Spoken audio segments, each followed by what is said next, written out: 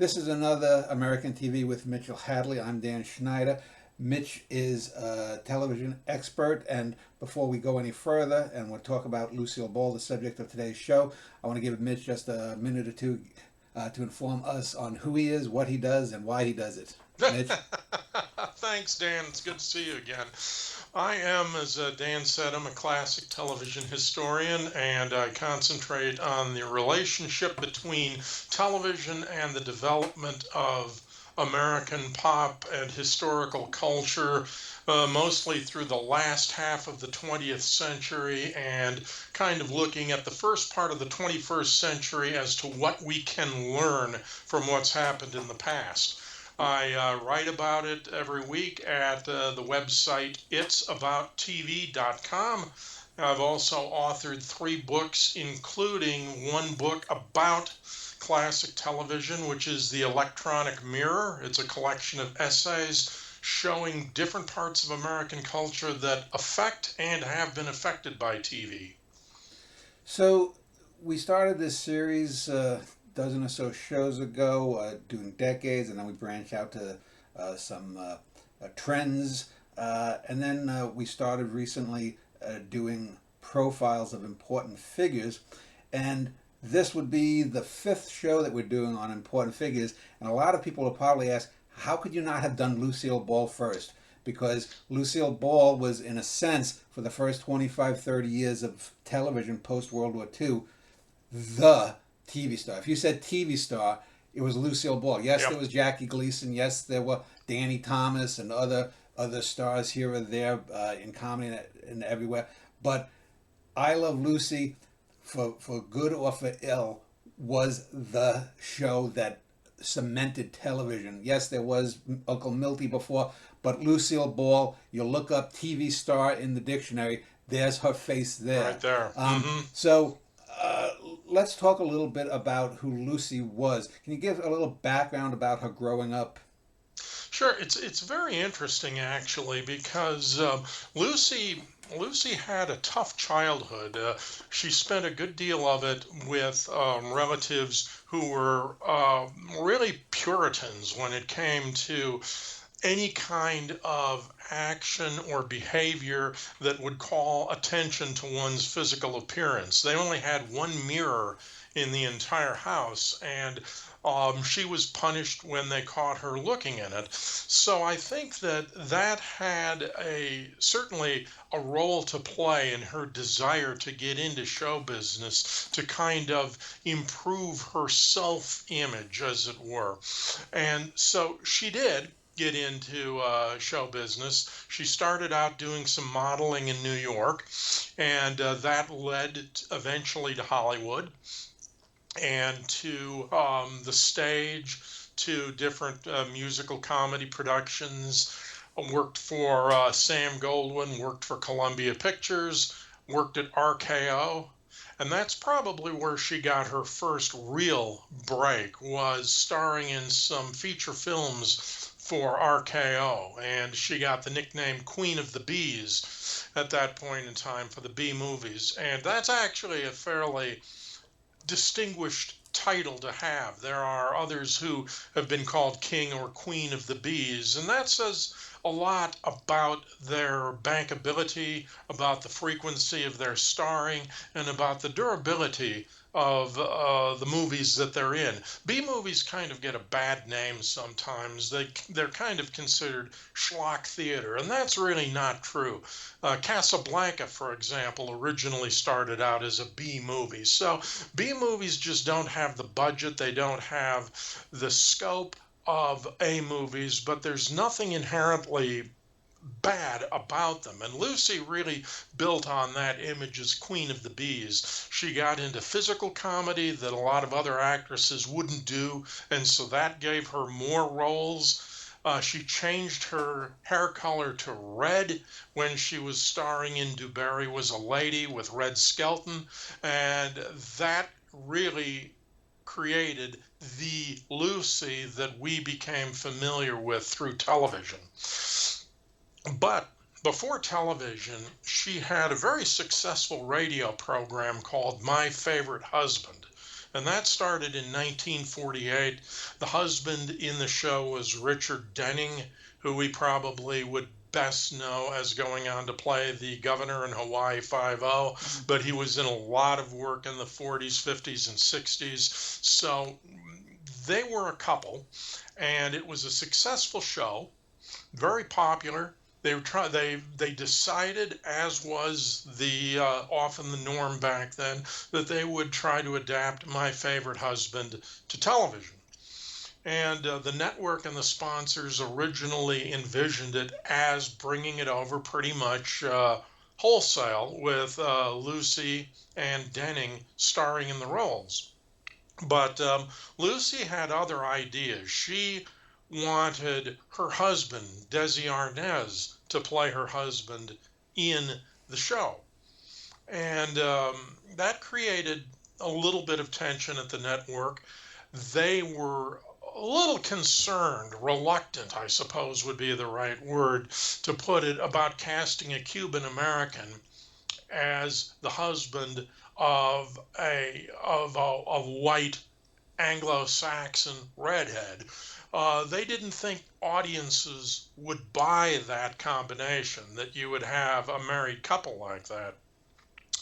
Again, a sign of the times. And so what Lucy and Desi did was take their show on the road. They did a vaudeville show, toured the country with it, where they were playing roughly the kinds of characters that they might go on to play in the television series. It was a smash hit, got a lot of positive review, and that's what convinced CBS to go ahead and cast Desi in the Ricky role in I Love Lucy. And so that's where the story really begins.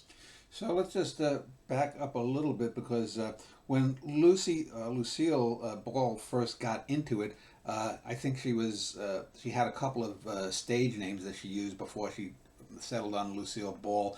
And if you look at her early headshots from the early 30s, as sound had just come into film a few years before, she's quite attractive. Yes. And she has that typical kind of the face almost angelic looking. You can see the full nostrils. You can see the sort of large eyes, looking off into the distance. Was there something about her that why she didn't become a Greta Garbo or become Betty Davis, and that she gravitated towards comedy? Was she just naturally comedic, or was that sort of her fallback position? Well, I think that some of the earliest success that she had was in comedy. I don't think that she was necessarily looking to specialize in comedy, but again, one of the things that helped her along was her ability at physical comedy. That suited her, and it got her roles that other actresses would have turned down. So I think it created an opportunity for her to be able to find her niche, to find some way that she was really unique, and that certainly was a big part of it. That she did enjoy that physical comedy, and she was hoping to be able to go on Broadway with that, actually, and to work on the stage. But for whatever reasons, it was television, radio first, and then television, where she really exploded. I know that there's a famous story about her mother's support, that she had gone to acting school and had basically been told that she didn't really have much talent. Yeah. And then the mother basically was behind her. She came from Jamestown, New York area, famously. And so did she have a close relationship with her father? Do we know? Was he supportive of her career? Well, her stepfather did encourage her to get into show business. He encouraged her to audition for various roles. But her stepdad grandparents, and I know we're starting to really branch out into this, her step grandparents were the ones who were so puritanical, and Lucy stayed with them after her birth father had died. Her mother remarried, and they were looking for work in other cities, so they would leave her with her step grandparents. And I think that that's where that desire to try to find a positive self-image would come from. And she realized that performing was a way that she was able to earn praise from people. So while I would not say that her parents, or the mother and her stepfather, were not supportive, I wouldn't say that. What is interesting, on the other hand, is that her mother actually encouraged her to get into show business, to get into modeling. She saw it as a way to keep Lucy away from a boyfriend that her mother did not want her to get involved with. So, knowing that Lucy had a hunger for show business, she encouraged her in that way. They didn't have a lot of money, but she still enrolled her in a drama school. She got her in there, and felt that by building on that desire to be into show business, this would take her away from this undesirable boyfriend. Yeah. She knew she couldn't break them up any other way. So it's actually a very interesting tactic that she took. Whereas so many times you might read about broken families or broken relationships because of the mother's involvement. This was something else altogether. So let's segue then from that boyfriend to Desi Arnaz. Famously, they divorced, and it was known that he had been cheating on her basically since the time they married. They were together for 20 years. There was also the ethnic difference in that he was Cuban and a Spanish speaker. But and also you mentioned about her transferring the radio show over. It's often been speculated, if not outright claimed, that the reason that she insisted on Desi being her husband in the show was to keep an eye on him, his wandering eye. I think though he does a fine job. He's not a natural comedian, not a great comedian, but he is basically the straight man for Lucy and also for William Frawley and Vivian Vance. Mm-hmm. What was your take on his role in that show and its success, and why did I Love Lucy succeed where a lot of other sitcoms that transitioned from radio or were original to TV had not yet hit the big time? I think a lot of it, I think you put your finger on it, that they had an incredibly dynamic chemistry. Despite the fact that it was a troubled marriage, it was also a very explosive one. It had been an explosive relationship from the very beginning. And because of that, I think that, and despite Lucy's concerns about his fidelity, and you're right that was one of the reasons she wanted him on the show. She saw it as an opportunity to save their marriage. And I think that chemistry comes through.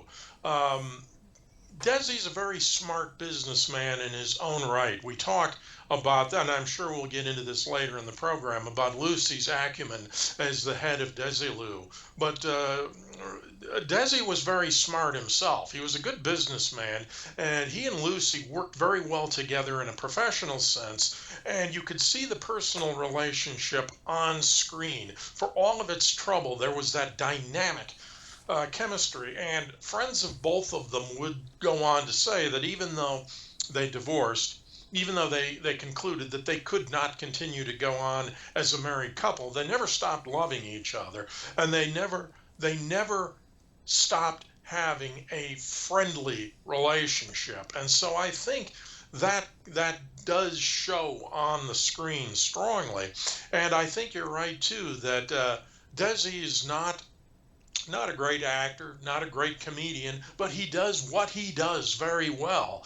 And it was imperative, I think, to have him on the show because Lucy is such a zany character.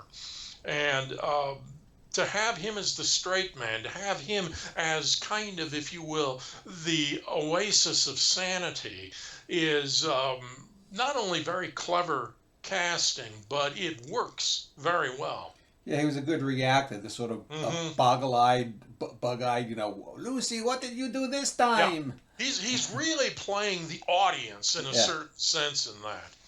So let's talk about the two other main characters of the initial sitcom I Love Lucy. William Frawley basically was around for 25, 30 years. I think he even went back to the silent era. Yeah. And he played Fred Mertz. And famously, he was also very difficult to get along with, if one is to believe what's been written over the decades about him. Apparently, he was a bigot and a lush, and he was very nasty to work with. Vivian Vance, who was only like 2 or 3 years older than Lucy, sort of resented being the frumpy one of the two female stars. But she later went on and starred in other series with Lucille Ball. What is your take on them as the main supporting cast? Well, they work together very well on the show. Now, of course, they had a very disagreeable relationship off screen. They were not on good terms. One of the other things that Vivian Vance resented was that she was over 20 years younger than William Frawley was, and she resented having to play the wife of a man who was really old enough to be her father. And they didn't get along well together at all. But, and this is the important thing, and I think this is what's missing from a lot of what we see on television nowadays. They were both true professionals, and they pulled everything off on screen so that you'd never know that there was any difficulty between the two of them, even though by the end of Lucy, they weren't even on speaking terms other than when they were doing the show. They wouldn't even speak to each other between scenes, but they were able to get beyond all of that and to perform on the show.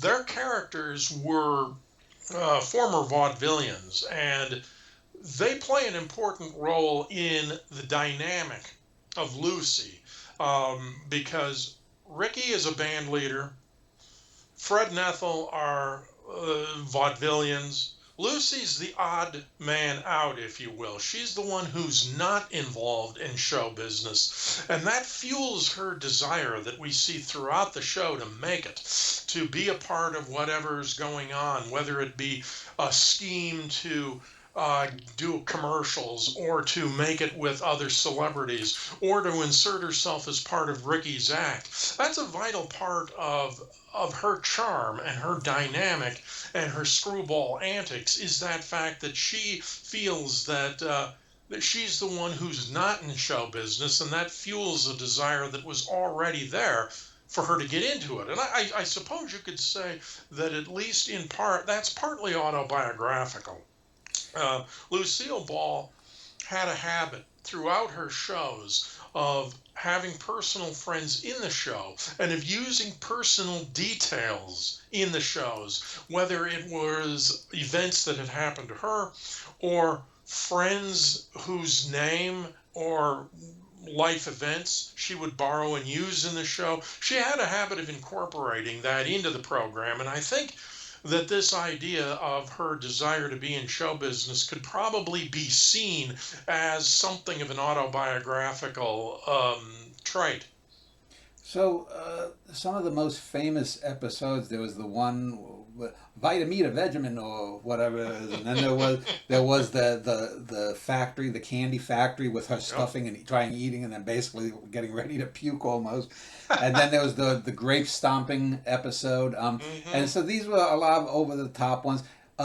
Even that early, we talked on another show how some of her later shows sort of fell into the predictability of having guest stars all the time. Even as far back, though, as this original show, she had, for example, most famously, probably George Reeves, Yep. then television Superman on the show.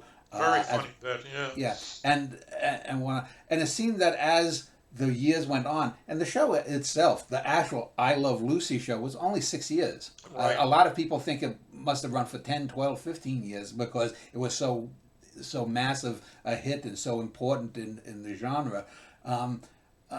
What are some of the episodes that stand out to you, and are there any episodes that had a big influence outside of the show? Well, I think the show itself was what had a big influence. Probably to answer your question directly, that first part, I think one of the most influential shows would have had to been when Little Ricky was born, because that was the most watched show in the history of American television to that point. The interesting thing about it, if you look at the TV listings for that week, the show was scheduled on the night before the presidential inauguration. So it's January 19th, 1953. And this was going to be the first, Truman's inauguration was televised, but this would be the first inaugural event that would be coast to coast, widespread, easy to see. And Lucy outdrew the inauguration of Dwight Eisenhower. It was massively successful. It was scheduled for the same day that she actually gave birth to Desi Arnaz Jr. And because she was scheduled for cesarean, so they scheduled the show to air the same night as that. And there's a famous story about Jess Oppenheimer, who was the creator of the show and the head writer. And he had thought to have two endings for the show. One with Lucy giving birth to a boy, the other with her giving birth to a girl. And he was going to use whichever ending happened to have happened that day. And when it turned out that logistically that just wasn't going to be possible, he told Desi that he was going to use the one with a boy. And Desi said, this was great because he said in real life she'd already given him one girl and she might give him another. This could be the only chance he ever had to have a boy.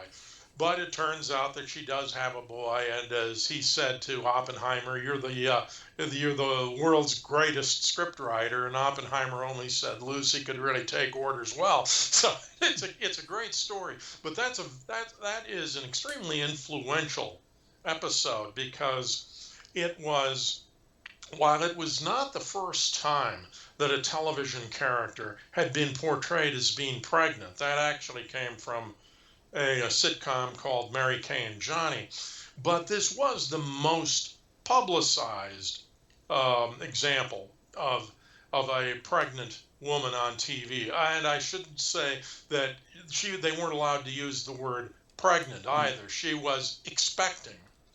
And so that broke a bit of a barrier there. But when you go back to the idea of I Love Lucy in the first place, when you ask about its influence, it's a tremendously influential series based on its development and its history. It was one of the few shows of the time to originate from Hollywood.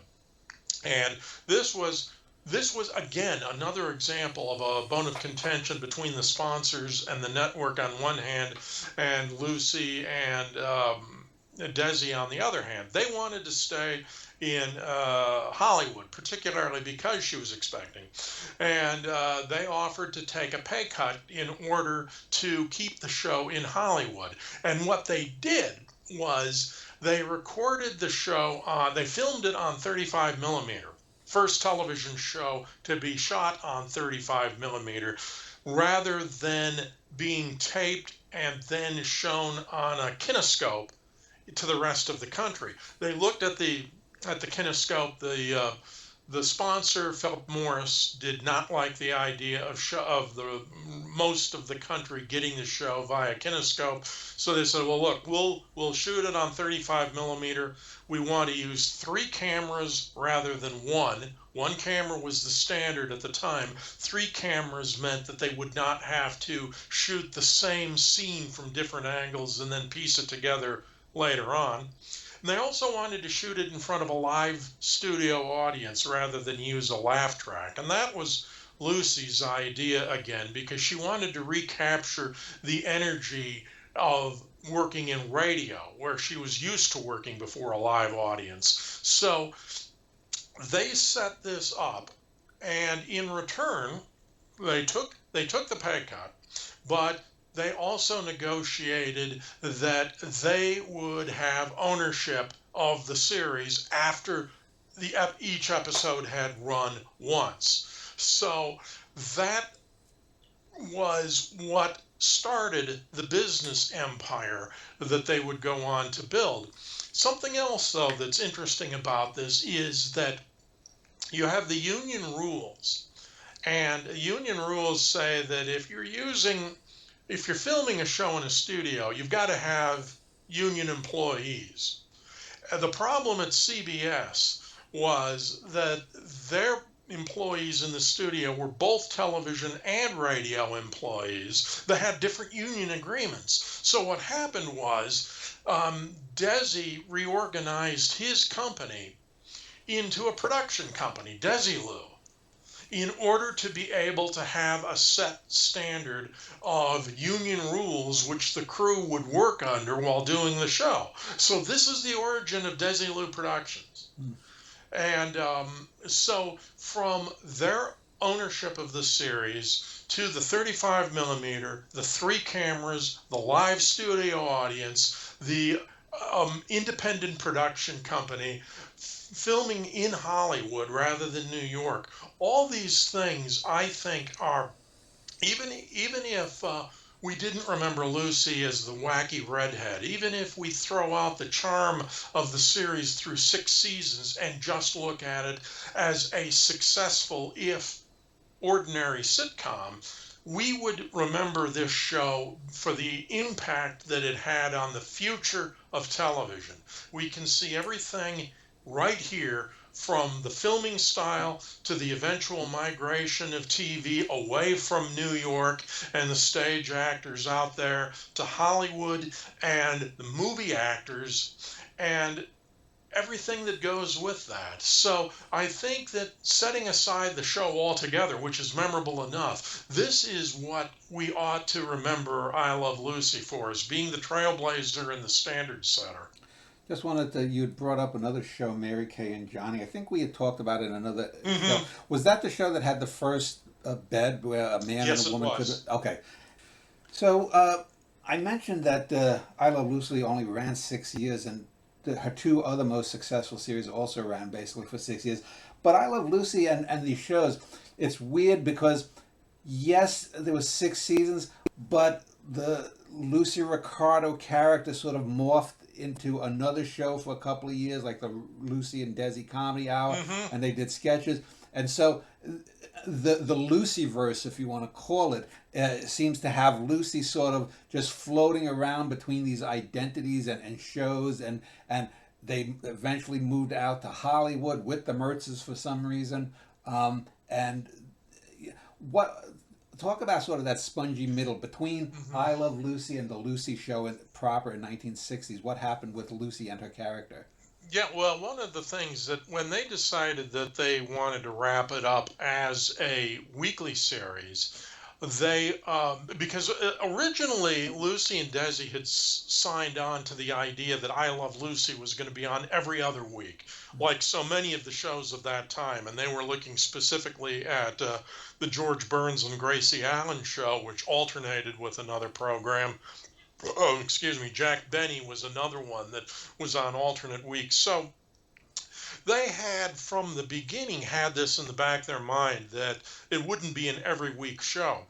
After the 6th season, they transitioned into, as you said, the Lucy Desi Comedy Hour, and that ran for 3 seasons, but only a total of 12 episodes. So there were roughly 4 a year, and they moved from New York to Connecticut. They wind up in Hollywood. They still have the Mertzes as their foil.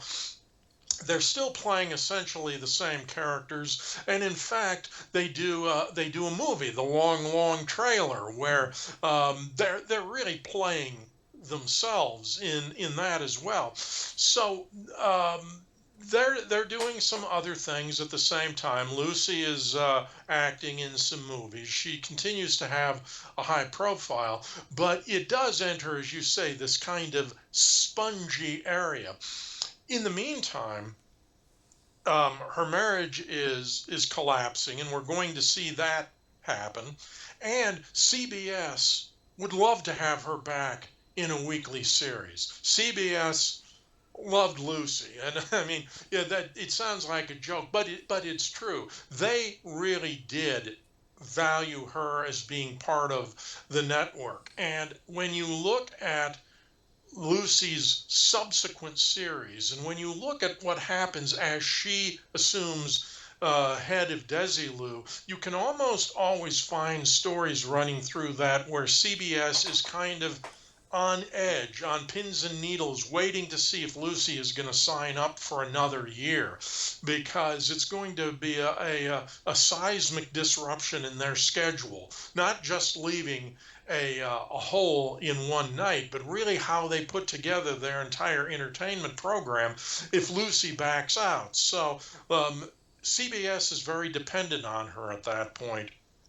And when it's kind of skipping around here to talk this way, but I think you'll see the thread that connects it all. Lucy and Desi divorce. Famously, she files for divorce on his birthday. And Lucy gets another show, which is called The Lucy Show, which is going to be every week. And Vivian Vance is her sidekick on this as well. And what you'll notice when you see this show and when you see the shows that follow, there is a certain Lucy consistency, as you mentioned, that follows through all of them. In all of the shows that she stars in, from here on in, she's always cast as a widow. Yeah. She's never a married woman. She's never a divorced woman, but she's always a widow. She never remarries. So even though Lucy in real life remarries after she divorces Desi, she marries the comedian Gary Morton. They have a very good marriage. He's part of the production company as well. But in the shows that follow I Love Lucy, that basic Lucy character is still there. She's always named Lucy. She's always got the wacky nature. Gail Gordon, who was an old friend of hers that go back to the time when she was in radio and he was the announcer on My Favorite Husband. Gail Gordon is her foil. And so these things all remain consistent.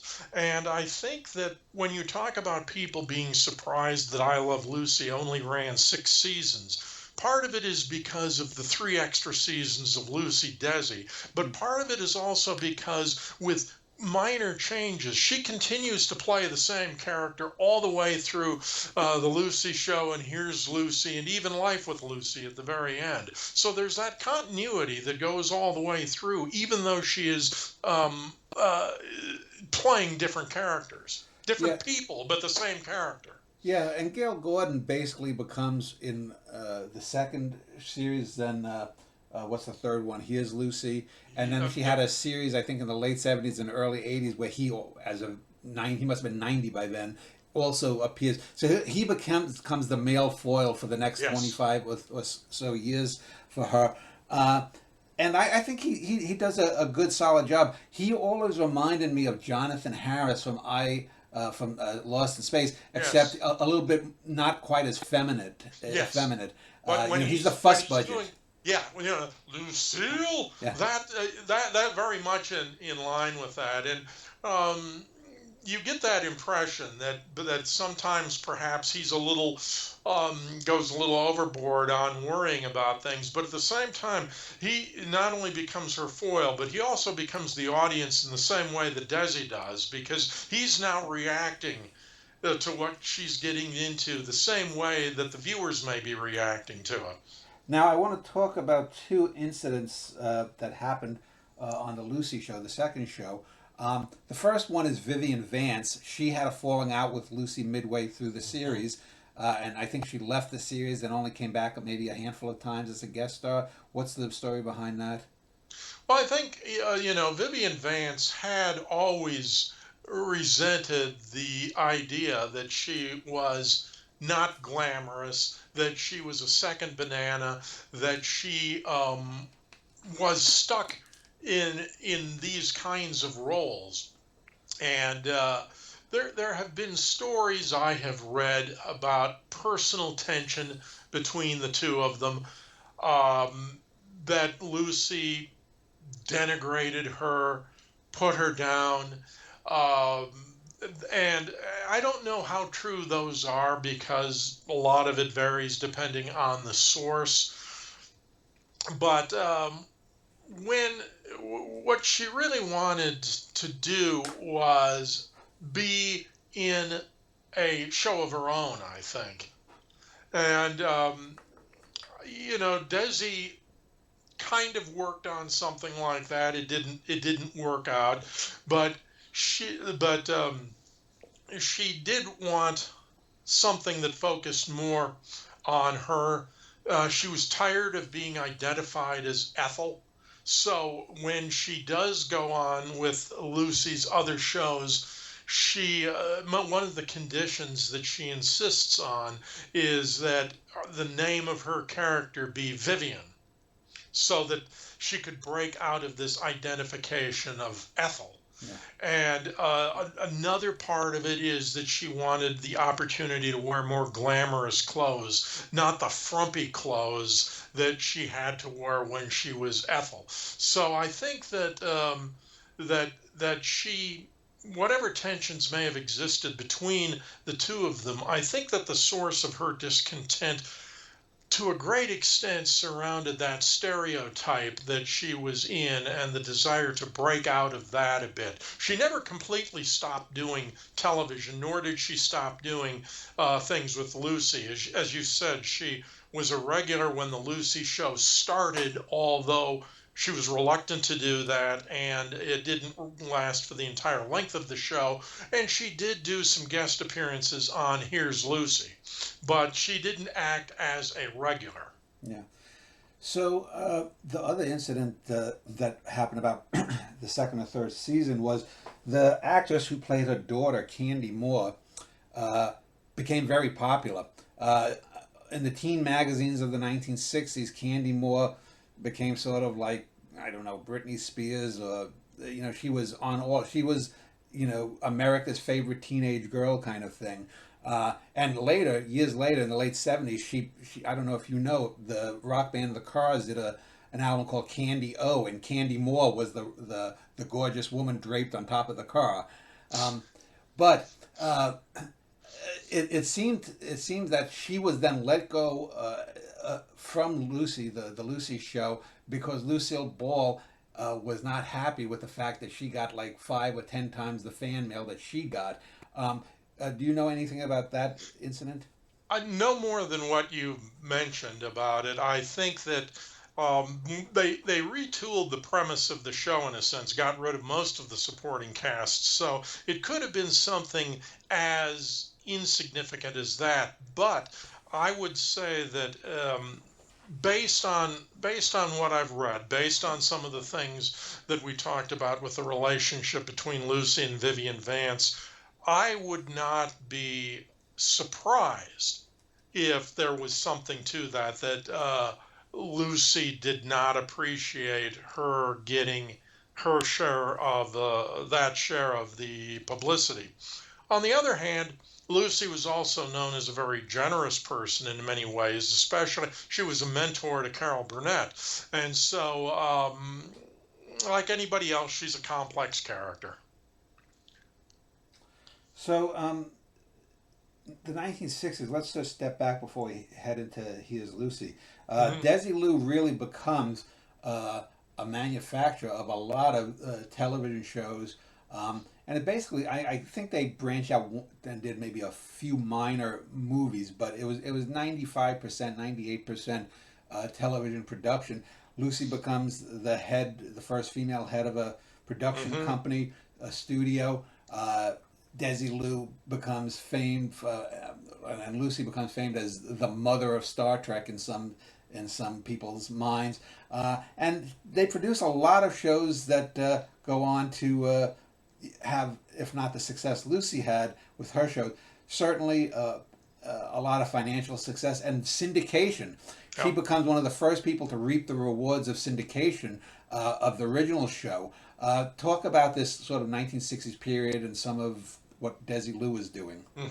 Well, the Desilu has three big hits to its credit, and I think that this says a lot about the company itself. They had The Untouchables, which was the first one, and The Untouchables had premiered as an episode on Desilu Playhouse, which Desi Arnaz hosted, and was eventually spun off into a series of its own. The Untouchables ran for 4 years and was extremely popular, extremely controversial in its depiction of Italian Americans as gangsters. There's one famous incident where Frank Sinatra threatened to have everything taken off of and threatened to do bodily harm to Desi if they didn't tone things down a bit, which they did.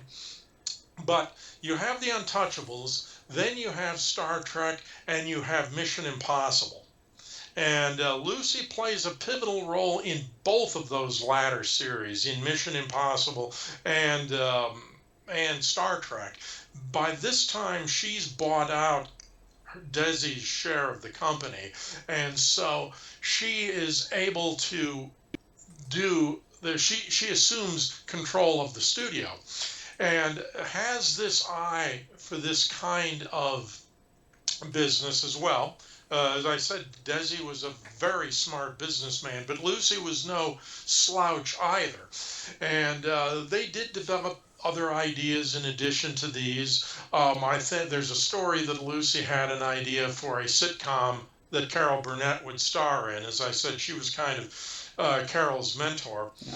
And they wanted to do a sitcom for Carol. And she turned down the opportunity because she had a clause in her contract that gave her a chance to do a variety show, which is what she really had been in training for when she had worked on the Gary Moore show. So that's what Carol opted to do, very wisely, I think. But as it turns out, Desilu becomes the most successful independent television studio around. They get into some other programming as well. Desi starts his own production company, is not quite as successful as Lucy is, although he did have the mothers-in-law. But eventually what happens is that Desilu is bought out by Paramount and becomes Paramount Television, and that's when Mission Impossible starts to go south. In many respects, that's a whole different topic for another day. The problems between Paramount and Mission Impossible, Paramount and some of the other programs on the schedule. But that comes to the end of Lucy as a studio head. It also has the end of Lucy as her relationship with CBS. In the future, when she is on television, she's on NBC. She's later on ABC with her final series. But when Desilu goes, that really... She had run the company almost like a family enterprise. One of the reasons that the shows were successful was because she gave them the budget to be able to do what they needed to do.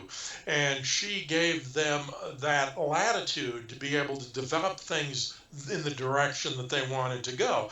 And that was lost with the more corporate mentality that Paramount assumed once they took over things. So it was the end of an era. It was the end of the family studio type idea at Desilu.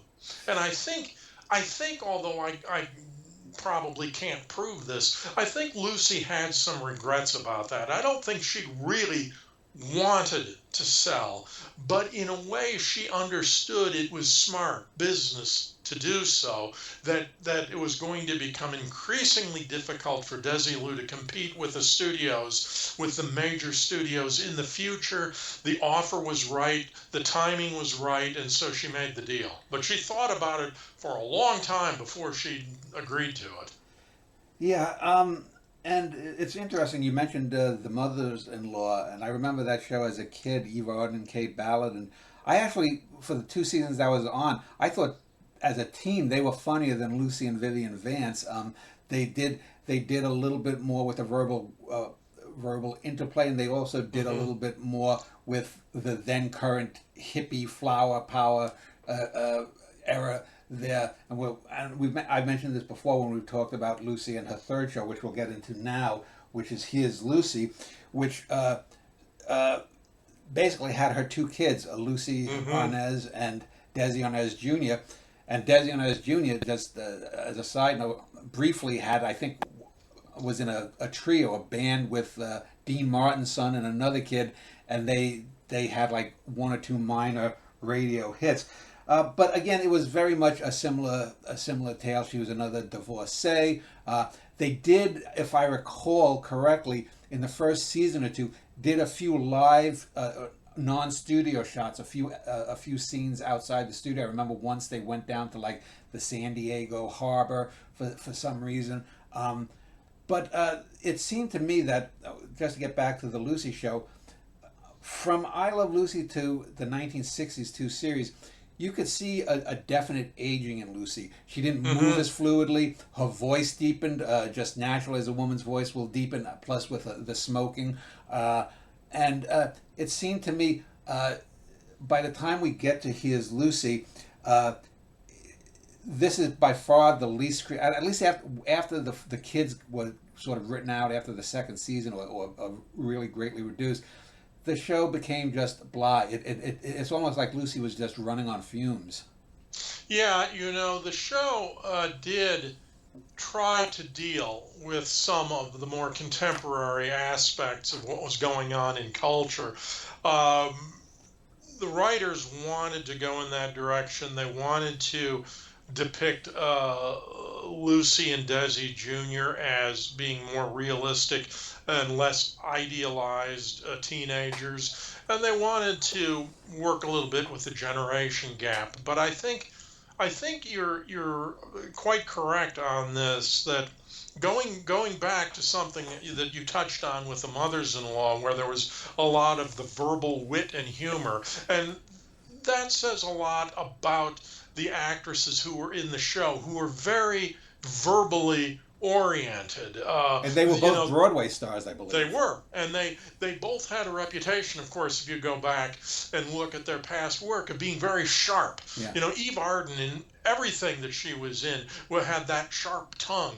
And Lucy's not that kind of a character. She's the broad, slapstick, physical comedian, and she has to be able to be in situations where she gets over her head, because that's half the fun of it, whether she's stomping grapes or setting her nose on fire, or in the later series locking herself in a bank vault, that kind of thing. She needs to be able to do that, because that's what people expect, and that makes for an uneasy combination, I think, when you have this established character and you're trying to deal with some of the more topical issues. It becomes difficult for the writers to find that kind of middle ground where they're actually able to deal with something that audiences know is going on, because it's probably going on in their own lives as well. But you're taking a characterization, the Lucy character, who may not be the best type of characterization to put into the middle of something like that. I think it would have required a change in Lucy that might have made her not Lucy anymore. Yeah, and it's one thing when she started I Love Lucy, she was 40 or 41 when that first aired. and it's another thing when you're 60, 61 years old and you're still trying to do the physical comedy. You just have to look at the last few years of the Three Stooges to see how much of a decline they did. Not also, a couple of brothers of theirs had died, but I wanted to talk about, I think, a character that was really a symptom of the decline of Lucy, and that's both on the last couple of years of the Lucy show and then Here's Lucy. There was a character played by Mary Jane Croft called Mary Jane, as you mentioned, using their real life name. And she was basically sort of minor league Vivian Vance. Right. And she was, even as a child, I always wondered why I didn't find her particularly funny. She always never got the joke in universe. She was the ditz. What was the story with her, and was she just Lucy's way of sticking it to Vivian Vance and saying you're easier to replace?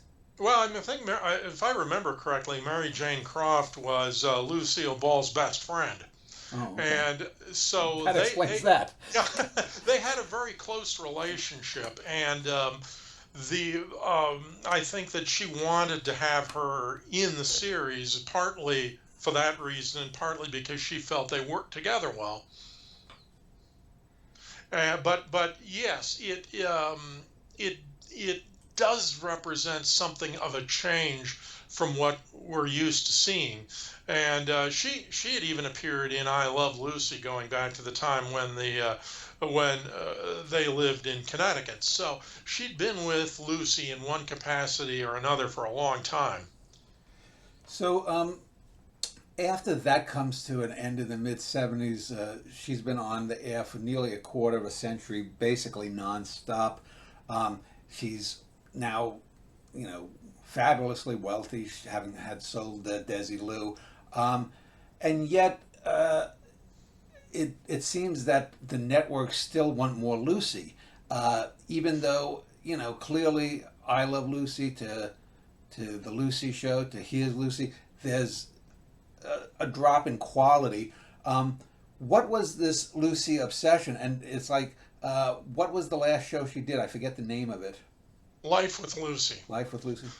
Yeah, I went back to look at a little bit about Life with Lucy in preparation for the show, and it's a sad story, really, because what happened was, as I mentioned, she was no longer working with CBS. She had done a quasi TV movie called Lucy Goes to NBC, something like that, and some of her specials had appeared on NBC.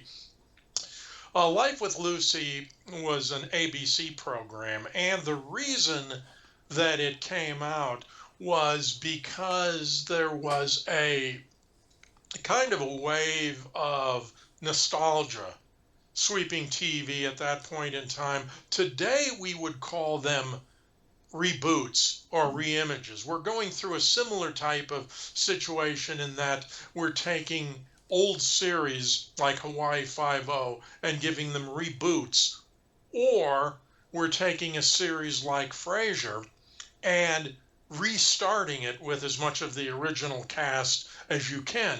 This was kind of a hybrid of that. These anniversary shows, Lucy anniversary shows, had done well. Other anniversary shows had done well. You'd gone through the period of time in the 70s where all three of the networks were celebrating particular anniversaries, and they had done nostalgic reviews of this. And so with this in mind, ABC wanted to bring Lucy back for one last hurrah. And I say that it's a hybrid because it is, in a way, a reboot of the old Lucy shows. You've got the same Lucy character, but it's also brand new in the sense that you have a different, albeit similar concept. It's not that you're trying to start up any of her former shows again. You're giving her a brand new series, but she's still Lucy. And I think that the problem with that from the very outset was the same kind of problem that you had when you tried to bring back uh, Danny Thomas in, Make Room for Granddaddy. Yeah. Yeah, those kinds of shows, they do have a shelf life. And while people loved I Love Lucy and still love it, it's still, I would suspect that I Love Lucy is that there isn't an hour that passes without that being on somewhere in some part of the country.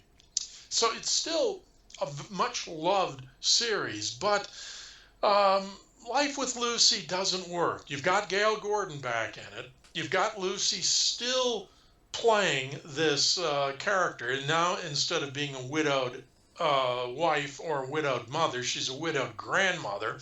And so she's got grown children, which means the smaller children she's interacting with are her grandchildren.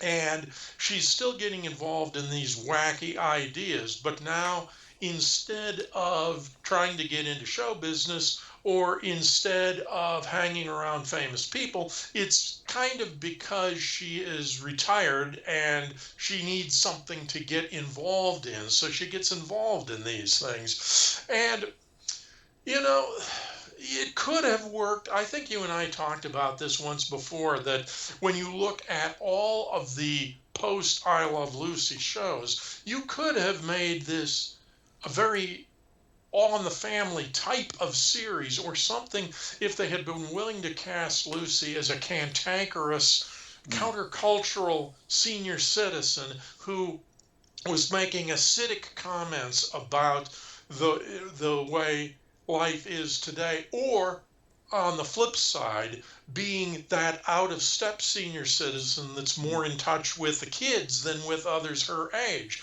But I don't think it works as a reboot of everything that she's done. And I think if you try to do it over again, it doesn't work. And so the long and short of it is, we're talking about, I think, 1986. It runs for 8 episodes. They made 13 or 14, the standard run, but ABC not only doesn't pick it up for a full season, they don't even air all of the shows that they have made. They air 8, and that's it. And it's devastating to Lucy. It's the first time she's ever had a show that has not been a hit. To loop back, to show you the magnitude of this and the magnitude of her stardom, when she was doing Here's Lucy, the show fell in the ratings to 15th at one point in the later in its run. This probably would have been in the early 70s. You're talking about a show that falls to number 15 in the ratings. It was the first time in her entire television career that one of her shows was not in the top 10. Yeah. So she, for the entire length of her time on television, had been in the top 10. Now she has a show that is awful. It's ranked in the 60s, in the 70s. For the entire run of the show, it's ranked 73rd out of 79 shows for the season. And my friend David Hofstede wrote a book called The 100 Dumbest Events in Television History, which is a lot of fun to read. But he talked, it's called What Were They Thinking? The subtitle's The 100 Dumbest Events. And I think that's his point. What were they thinking to try to bring Lucy back in this kind of a show? He called it the 21st dumbest idea in the history of television. And so the show gets sacked, and Lucy is crushed by this. As a matter of fact, they knew when they were taping the final show that they taped. Her husband, Gary Morton, who was part of the production on this, had been told by the network that they were not going to renew the series, that they were going to cancel it. And he withheld the information from her until after that show had been taped. But she never appeared on another television series or in a feature film again after this. And she did interviews and other appearances on TV, but they were very few and far between. So this had an impact on her. I think that she really realized this was the end of the road. And I think the fact that she didn't appear on other interview shows kind of bears that out, that as long as she had a show, she was still a going concern. She was still vital. It was still part of the current scene, but she had no interest in being a nostalgia character, in looking back and saying, Lucy is going to talk about the golden age of television. I don't think that's how she saw herself. And so she withdraws from the public spotlight to a great extent.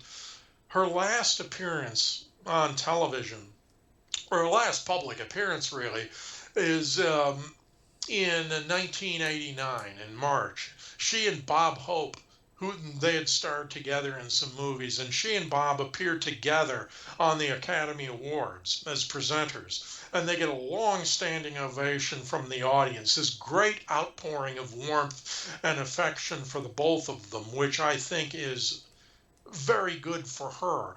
But she dies a month later. That's very sad. And I think what you have to do ultimately is look beyond it. You have to kind of pretend that Life with Lucy never existed, that it just wasn't part of the canon. You look at the Lucy show, and Here's Lucy as rough continuations of I Love Lucy, and you just take that as her body of work, along with the radio program and the feature films that she made, and look at that, and you include her effect as a studio head and the influential changes that I Love Lucy made in the television industry. You look at that as her body of work and her legacy, and boy, it's nothing to be ashamed of, sorry for, anything like that. She could look back on that, whether she did or not. She could look back on that legacy, and it is whether you like Lucille Ball or not. Well, and I was never a big fan of her shtick, but whether you were a fan of hers or not, you can't deny the incredible impact that she's had in the history of television. And in a way, we had to talk about a lot of other historical things with TV, and to see where TV is now before we could talk about Lucy and truly appreciate the difference that she made in the history of TV. Let me just talk about two people that have been mentioned, but I just wanted to ask a couple of questions and then we'll wrap it up. You mentioned Gary Morton, her second husband. Was he ever involved in anything other than that last disaster show? From all I've read, he was sort of very tranquil. Their marriage was very good for the last 30 years or something. They were together. But did he have any creative input into her career? I think that he was a steadying influence for her.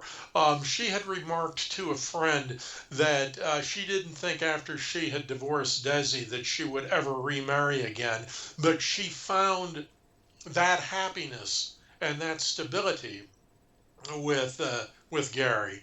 And he helped her form Lucille Ball Productions after the sale of Desilu, but he acted in some of her shows. I don't think that he had a major impact on her career or on her portrayals. He was on the board of directors. So I think from a business standpoint, he may have had something to do. He was certainly her representative in different situations. My guess, though, is that the impact that he had was really a personal one on her and a steadying influence more than anything else. We mentioned her daughter, Lucy Arnaz, and she spelled it Lucie, not with a Y. Yep. But I have a vague memory sometime in the late 70s or early mid 80s, after Lucy Arnaz had left her mother's show. Did she ever get a sitcom of her own? She did. Yes, it was a short lasting show. It didn't have much of an impact, but she did get a show of her own after Here's Lucy. And was that produced by her mother? Mm-hmm. Okay. So just to wrap up then about Lucille Ball, she, to me, whether you like her or not, and I was never the biggest Lucy fan, as I mentioned as well, but she is certainly in the sitcom, she's certainly in the pantheon, and I sort of look at her as almost like sort of the atlas of American sitcom, holding up the whole edifice of sitcoms that came later. And I remember the biggest proof of this to me is I remember around being 5 or 6 years old, 1970, 71, and in New York City, after school came out around 4:30, you could watch the Lucy show, the middle show, on around 4:30. Then at 5:30 or so, you could watch you could watch I Love Lucy. No, I Love Lucy was either 5:30, and I think it might have been sometimes even run for a full hour.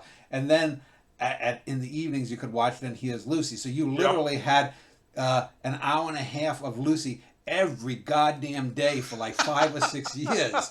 I mean, you couldn't get away from her on the New York dial, at least. I don't know. Was that the same in your town? Yeah, it was. You had, I can remember, well, looking at some of the TV guides from the late 1960s, I Love Lucy was still being shown Monday through Friday on CBS as part of their morning programs. And then you had either the Lucy Show or Here's Lucy on in prime time. And then you invariably, when it came to the Here's Lucy era, you still had the Lucy Show appearing on at different times in syndication or on CBS. So